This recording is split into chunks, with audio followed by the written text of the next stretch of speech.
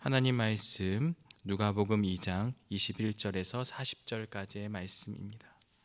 어제 예수님의 탄생과 목자들에게 임한 성탄의 메시지를 살펴보았는데요. 오늘 본문은 요셉과 마리아가 모세의 법대로 아기 예수를 데리고 정결 예식을 행하려고 성전에 방문하는 장면으로 시작합니다.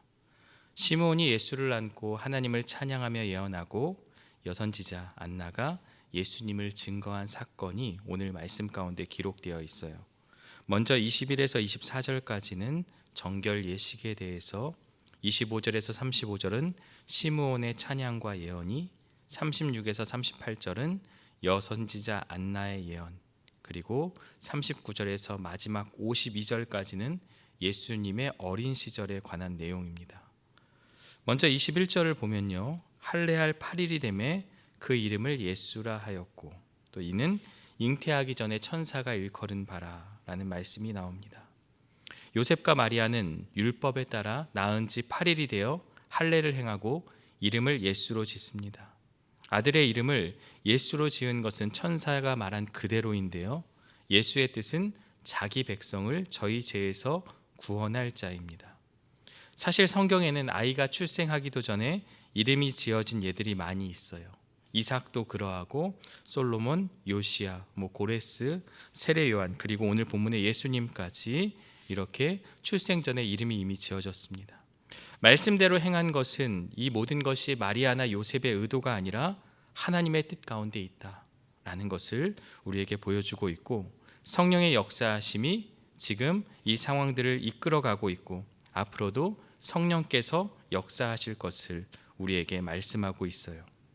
22절에 보면 율법대로 정결 예식의 날이 참에 아이를 데리고 예루살렘에 올라갔다고 말합니다.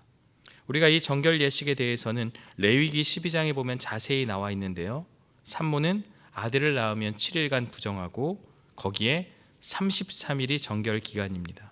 그럼 총 40일이 지나야 제사를 드린 후에 정결하게 됩니다. 딸을 낳으면 2배의 시간, 즉 14일간 부정하고 66일이 정결 기간이라 총 80일이 걸립니다.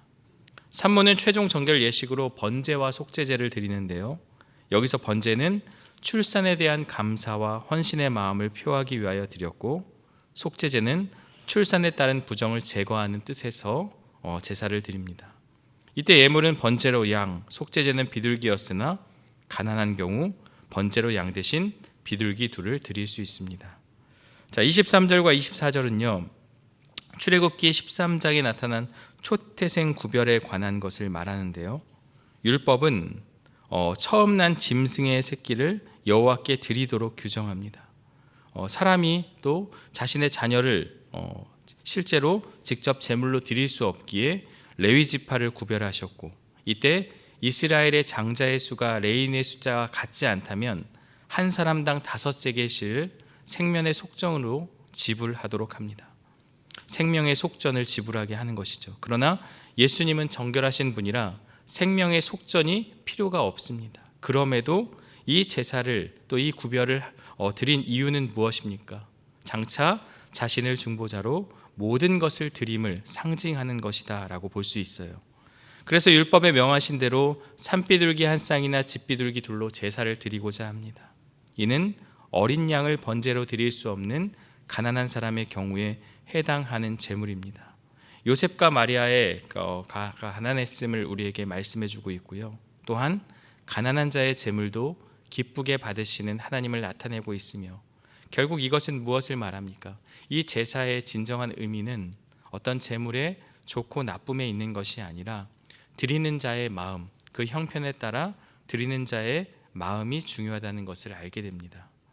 25절부터는 이제 2 노인이 등장하는데요, 먼저 예루살렘의 시므온이라는 사람이 소개가 됩니다.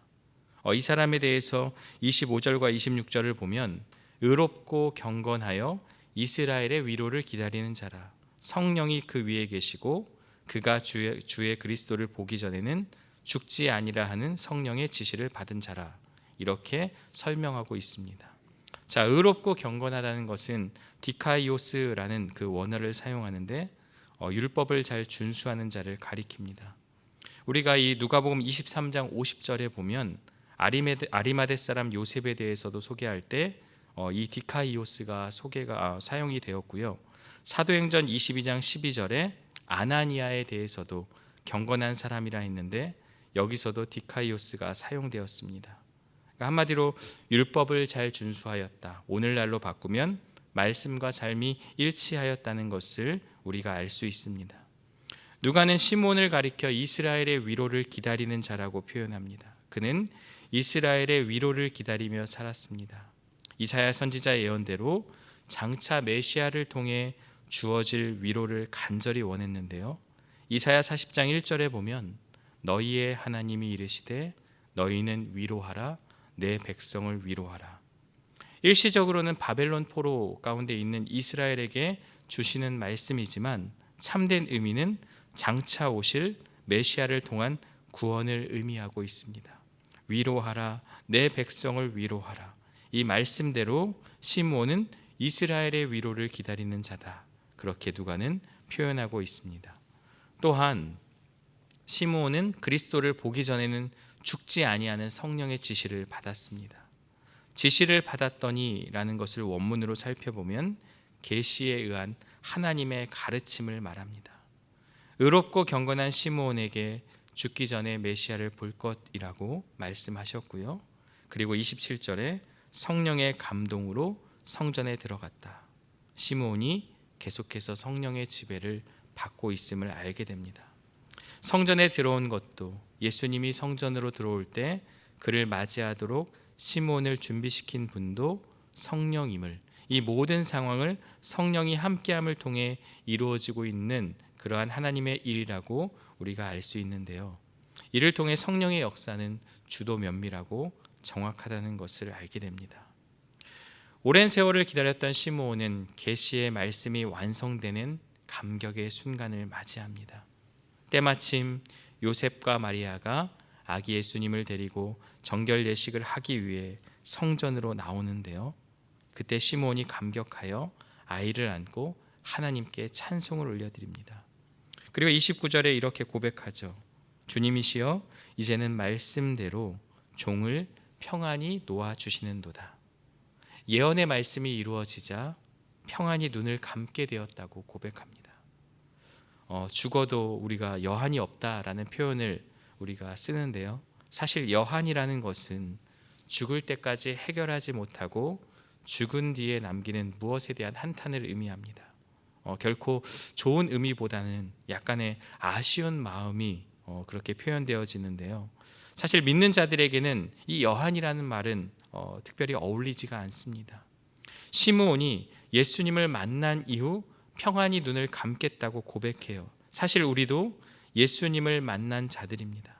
가장 큰 소원인 예수님을 만났기 때문에 더 큰 소원, 그리고 무슨 여한이 남아 있을 수 있을까요? 예수님을 만나고 구원받은 우리는 언제 어떻게 하나님의 부르심을 받아 이 세상을 떠날지 모르지만 시므온의 삶처럼 경건하게, 그리고 하나님의 부르심을 기다리며 살아야 함을 깨닫게 됩니다. 바울은 주님을 만난 이후에 그의 삶이 변했습니다. 세상에서 귀하게 여겨진 것들, 지식과 학문, 또 재물과 명예, 모든 부귀영화가 자신에게는 배설물이다라고 고백하고 있어요. 그리고 예수님을 아는 지식이 가장 고상하다라고 고백합니다. 오늘 우리도 가장 큰 행복과 가장 큰 은혜가 무엇입니까? 예수님을 만난 것이 가장 큰 행복임을 잊지 않아야 합니다. 바로 이 노년의 시므온이 우리 주님을 만나 그 기쁨의 고백을 외쳤던 것처럼 오늘 우리도 예수님을 만나고 그 예수님과 동행하며 또 내 안에 성령이 함께함을 통해 그러한 역사하심이 가장 큰 행복임을 기억하는 저와 여러분들 되시기를 주의 이름으로 축원합니다. 31절에 보면요, 중요한 표현이 있습니다. 이는 만민 앞에 예비하신 것이요. 시므온은 아기 예수를 안고 모든 이에게 미칠 그분의 영광과 은혜를 찬양합니다. 이제 복음은 이스라엘을 넘어 열방을 향해 나아갑니다. 모든 사람들에게 차별 없이 믿는 자에게 주어지는 하나님의 은혜, 그 구원의 역사. 지금 시므온은 예언자적인 통찰을 하게 되면서 믿음의 고백을 전하고 있습니다. 그리고 32절에 이방을 비추는 빛이요라는 표현을 통해 복음이 온 세계에 퍼져나가고 있다. 또한 이스라엘의 영광이라는 것은 예언대로 다윗의 후손으로 예수님께서 오셨음을 우리에게 말씀하고 있습니다. 마리아와 요셉은 예수님에 대한 이 시므온의 찬양에 대해 놀랍게 여겼는데요. 단순히 찬송을 듣고 그 내용 때문이 아니라 어린 아기에 대한 그 찬양을 듣고 감격하는 것이 아니라 지금까지 이루어진 모든 일에 대한 놀라움이라고 볼 수 있습니다. 다시 한번 시므온은 34절과 35절에서 메시아 그리스도의 역할에 대해서 예언합니다. 이 아이는 이스라엘 중 많은 사람을 패하거나 흥하게 하며 비방을 받는 표적이 되기 위하여 세움을 받았고 또 칼이 내 마음을 찌르듯 하리니 이는 여러 사람의 마음의 생각을 드러내려 함이라고 말씀합니다. 여기서 패하고 흥함은 이사야 8장 14절 말씀과 관련하여 해석할 수 있습니다. 그가 거룩한 피할 곳이 되시리라. 그러나 이스라엘의 두 집에는 거치는 돌, 걸리는 반석이 되실 것이며 예루살렘 거민에게는 함정 올무가 되시리니 많은 사람들이 그로 인하여 거칠 것이며 넘어질 것이며 부러질 것이며 걸릴 것이며 잡힐 것이니라. 이렇게 말씀합니다. 이 말씀은요, 메시아가 심판의 주가 되심을 우리에게 말합니다. 그렇다면 예수님께서는 이스라엘 사람들 그리고 열방을 구원하실 뿐만 아니라 심판하실 것을 말씀하는 표현으로 볼 수 있습니다. 우리가 구원자 되시는 예수 그리스도를 생각하지만 또 믿지 않는 자들, 그 복음을 거부하는 자들에게는 심판주로 오심을 우리가 기억해야 하는데요. 그렇다면 이것이 왜 축복의 내용입니까? 자식을 축복하고 자식에 대해서 뭔가 좋은 말을 하려면 이 아이가 입신양명해서 부모의 이름을 높여달라고 또 세상에서 이름을 드러내게 해달라고 해야 축복이지 않을까요? 하지만 예수님으로 인해 마리아의 마음을 칼로 찌르는 일이 일어난다는 것을 의미하고 있습니다. 예언대로 마리아는 예수님께서 고난받으시고 십자가에 못 박히시는 것을 직접 눈으로 목격합니다. 이때 마리아의 마음이 어떠하겠습니까? 우리말에 자식이 죽으면 가슴에 묻는다라는 말이 있어요. 성령으로 잉태했지만 자기 몸에서 10달을 지내고 또 자신과 함께 자란 예수님이 십자가에 달려 죽임 당하실 때 마리아의 마음은 말로 다 할 수 없을 것입니다. 그러나 예수님의 그 죽으심으로 인해 그 십자가 사건으로 인해 마리아도 구원을 받을 수 있습니다. 그래서 이것이 축복이요 은혜라는 것을 우리에게 말씀하고 있습니다. 또한 시므온은 예수님이 비방받는 표적이 된다. 이스라엘 중 많은 사람을 패하고 흥하게 한다라고 말하고 있죠. 메시아가 오면 사람들을 흥하게 해야지 패하게 한다는 것을 말하는데요. 패하는 것이 먼저입니다. 그들의 마음을 무너뜨리는 것이 먼저입니다. 그들의 잘못된 가치관과 또한 세상적인 생각들을 깨부시는 것이 예수님이 이 땅에 오시는 이유인데요. 오늘 우리가 예수님을 믿고 그 믿는다는 것은 기존에 내가 가졌던 모든 생각, 세상의 가치관과 기준들이 다 무너져야 한다는 것을 우리에게 말씀합니다. 그래서 이것이 괴로운 것입니다. 그러나 그렇게 되어야 새롭게 예수님의 생각과 마음을 우리가 심을 수 있는 것입니다. 예수님의 공생애를 보면 정말 시므온의 예언대로 됩니다. 사람들의 마음의 생각을 드러내시기에 비방의 표적이 됩니다. 예수님이 드러내신 인간의 마음은 무엇입니까? 마음에서 나오는 모든 것들이 악하다고 말씀합니다. 장로들의 전통을 따라 손을 씻고 음식을 먹지 않는다고 비방할 때 예수님은 사람의 마음에서 나오는 것이 사람을 더럽게 하는 것이라고 말씀합니다. 그러니 예수님은 비방을 받을 수밖에 없었던 것입니다. 당시 사람들의 여러 가지 잘못된 위선과 또 잘못된 그러한 모습을 꼬집어 말하는 것이고요. 그 마음에 있는 그 더러운 것들을 끄집어내시기에 예수님을 만나게 된다면 그 마음의 더러운 것들이 드러나게 되는 것입니다. 시므온은 예수님을 만난 후에 주님, 이제야 종을 평안히 놓아주시는도다. 이 고백은 죽기 전에 하는 고백이 아닙니다. 주를 만난 자가 하는 고백입니다. 이런 고백이 참된 자유를 의미하고 있습니다. 36절부터는 또 한 명의 노인이 등장합니다. 아셀 지파 바누엘의 딸 안나라 하는 선지자에 대한 이야기인데요. 그녀의 인생도 험악함을 알게 됩니다. 결혼한 지 7년 만에 남편이 죽고 홀로 84년을 살았다. 대략 15살, 20살에 결혼했다고 하면 100살이 넘은 그러한 노인인데요. 긴 과부의 세월 동안 안나 선지자는 어떻게 살았습니까? 신세를 한탄하고 자신의 그 삶의 기구함을 또한 나타낸 것이 아니라 37절에 성전을 떠나지 아니하고 주야로 금식하며 기도하며 살았다라고 이렇게 그녀의 인생에 대해 평가하고 있습니다. 메시아를 대망하며 기도했던 여인임을 알 수 있는데요. 그녀에게는 오직 예수 그리스도만이 그녀와 이스라엘의 가슴에 수십 년 동안 맺혀있던 그 응어리를 풀어주고 위로해 주실 수 있다고 확신했음을 알게 됩니다. 그리고 39절에 주의 율법에 따라 라는 표현이 또 등장하는데요. 이 누가는 계속해서 이 율법에 따라 율법에 명하는 대로 다 이루었다라고 말씀합니다. 그리고 마지막 40절은 예수님의 지혜와 하나님의 은혜에 대한 내용으로 말씀을 마무리하고 있습니다. 오늘 본문은 특별히 두 노인의 아름다운 이야기가 담겨 있습니다. 시므온은 의롭고 경건한 삶을 살았고 성령의 인도하심을 받은 자입니다. 기다림 끝에 주님을 만나게 되는 은혜를 누리게 되고요. 안나 선지자도 사랑하는 사람을 먼저 떠나보냈지만 남은 긴 세월을 하나님과 함께 했음을 통해 견디었고 주님을 만나게 됩니다. 이들의 공통점은 예수님을 만난 후에 기쁨과 평안 가운데 하나님을 찬양합니다. 오늘 우리도 예수님을 만난 자들입니다. 예수님을 만난 것이 가장 큰 복입니다. 우리에게 가장 큰 행복이 무엇이냐? 우리의 소유와 또 우리의 명예와 우리가 가진 것들이 우리의 복이 아니라 세상 어떤 곳보다 예수님을 만난 것, 그리고 지금 이 자리에서 하나님을 예배하는 것, 그리고 하나님을 만나 하나님의 사람으로 살아가는 것이 가장 큰 복임을 우리는 기억해야 할 것입니다. 예수님은 많은 사람을 패하거나 흥하게 하시며 비방의 표적이 되셨습니다. 예수님의 말씀을 통해 우리의 더러운 마음이 드러나고 예수님을 믿으면 나의 옛 가치관과 죄의 본성이 깨어지고 새롭게 변화됨을 우리는 모두 경험한 자들입니다.